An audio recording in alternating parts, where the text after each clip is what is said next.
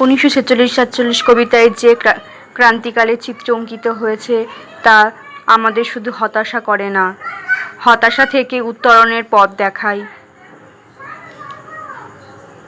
জীবনানন্দ দাশের এই কবিতাটি সম্পূর্ণ আলোচনা। জীবনানন্দ দাশের বেলা অবেলা কালবেলা কাব্যগ্রন্থে 1946-47 কবিতায় এক অন্ধকারাচ্ছন্ন বিমূঢ় সময় বা দিশেহারা ক্রান্তিকালের সময়ে চিত্র অঙ্কিত হয়েছে। কবি যেন এই অবিক্ষয় অতি কালো সময়ে দাঁড়িয়ে লক্ষ্য করেছেন মানুষের মধ্যে কিভাবে সংক্রমিত হয়েছে লোভ, হিংসা, রক্তপিপাসা, মূল্যবোধ অবক্ষয় ইত্যাদি অবগুণ। আমরা জানি প্রথম বিশ্বযুদ্ধ 1915, রেশ কাটতে না কাটতেই বেজে উঠেছিল 1939-40 দামামা। এই অব্যবহিত পরে ভারতবাসীর মধ্যে ছড়িয়ে পড়েছিল দেশভাগের উদ্যোগ।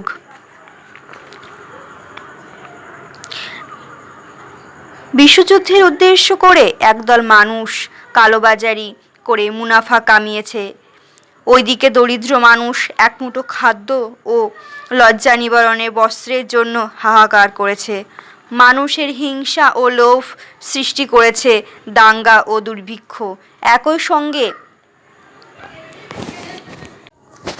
গান্ধীজির ভারত ছাড়ো আন্দোলন, মোহাম্মদ আলী জিন্নাহর প্রত্যক্ষে ডাক দেশের রাজনীতিতে বিশেষ অস্থিরতা সৃষ্টি করেছে।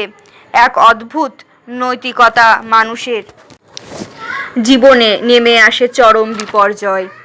কবি জীবনানন্দ দাশ আলোচ্য সূচনাতেই দেখিয়েছেন কিভাবে এই সংকটের সুযোগ নিয়ে একদল বিত্তবান মানুষ অল্পবান মূল্য বিশাল সম্পত্তি দখল করেছে।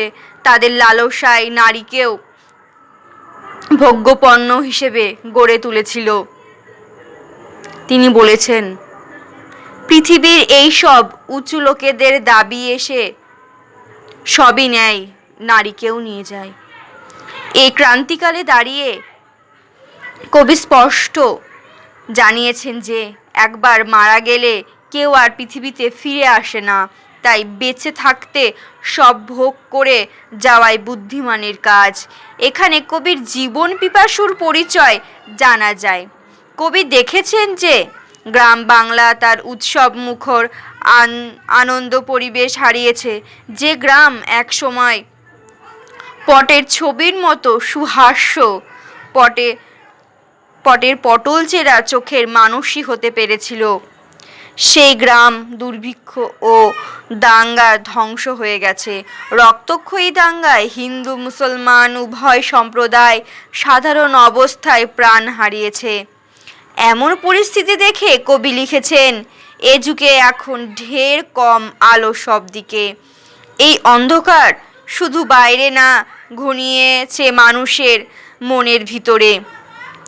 এখন কেউ কাউকে স্পষ্ট করে কিছু বলে না, সরাসরি চোখের দিকে তাকিয়ে কথা বলতে পারে না, কারণ অধিকাংশ মানুষই অর্ধসত্য বা মিথ্যা বলে।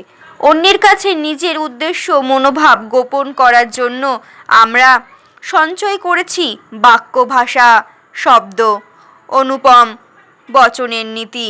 হৃদয়ে স্পষ্ট নেই বলে আমাদের উচ্চারিত বাক্যগুলি এলোমেলো, নিরস্তর শব্দের কঙ্কাল মাত্র।